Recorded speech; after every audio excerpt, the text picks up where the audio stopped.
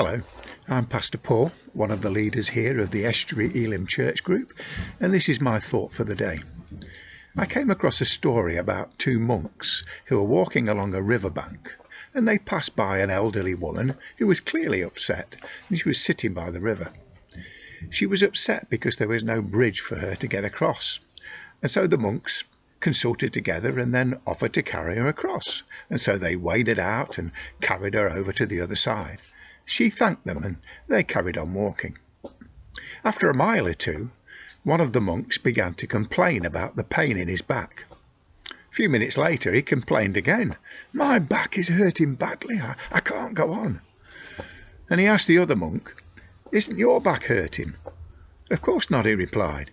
"You're still carrying the woman, but I set her down several miles ago." Now that's just a little story. But isn't life like that sometimes? We carry things we needn't be carrying. I don't mean the shopping or giving people piggybacks, but we carry things like anger and bitterness and unforgiveness. Often we carry these things for a lot longer than is good for us or that we ever intended to do. People wind us up with their words and actions, and we risk carrying it or the resentment of it our entire lives. And the problem is that when we do that, the only person we are really hurting is ourselves. The other person doesn't even know. And if we are not careful, the misery of it will consume our lives. We all, I'm sure, know of people who have wounded and pain-filled hearts who never seem to get over it. I'm glad that the Bible doesn't cover these things up. In the book of Ruth, there's a woman named Naomi. Now, her name meant sweet or pleasant, and I can imagine that for most of her life she probably reflected that name. Imagine what it would be like being greeted with "Good morning, sweetie," or "Good morning, pleasant." However, the Bible tells us that, like so many people, she went through some really heartbreaking situations in her life. So much so that her once pleasant life would have seemed suddenly very unfair indeed. Famine came along, and so her husband moved their entire family from Bethlehem to Moab, and so she suddenly finds herself in a foreign land with no friends. But then her husband died. She had two sons who had married women from Moab, and for a while they took care of her. But then tragedy strikes again, and both her sons die as well. She believes now that she's lost everything, and all of this tragedy brings change in her life. For one thing, she blames God for it all. And in fact, she tells everyone, "Don't call me Naomi anymore. Don't call me sweet or pleasant. Call me Mara." Now, Mara means bitter. She said, "Call me Mara because the Almighty has made my life very bitter. I went away full, but the Lord has brought me back empty. Why call me Naomi?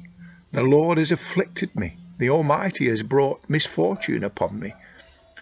So she's no longer sweet, no longer pleasant. Instead, she freely admits, "I've become a very bitter woman." It's almost as if Naomi has tunnel vision that is focused only on her misery. She'd become a very miserable woman indeed, so much so that she changed her name. Now, I don't know, but maybe you can identify with Naomi. Maybe you too have been through some totally unfair, undeserved situations. Perhaps you've had misery. You've lost a loved one early, maybe due to COVID-19 or to cancer or some other such thing. Maybe the bottom has seemingly dropped out of your world too. Well, I want to remind you that this is where God can help you. Without his help, we will most likely go through life with it hurting and loading us down, and we will continue hurting people that we care about and love. Let me just say, it's not even that the load you're carrying is your fault. You probably did nothing wrong. But somewhere along the line, like that monk, you continue to carry that load further than you should. And God wants you to be free and delivered from that. Often when someone hurts us, we have this idea that we now have permission to hurt them. It's an eye for an eye. So we set out our stall to pay them back. We say things like, I hope they get what's coming to them. Well, that's not God's way at all. Someone else sinning does not give you the right to sin, even if the sin was against you.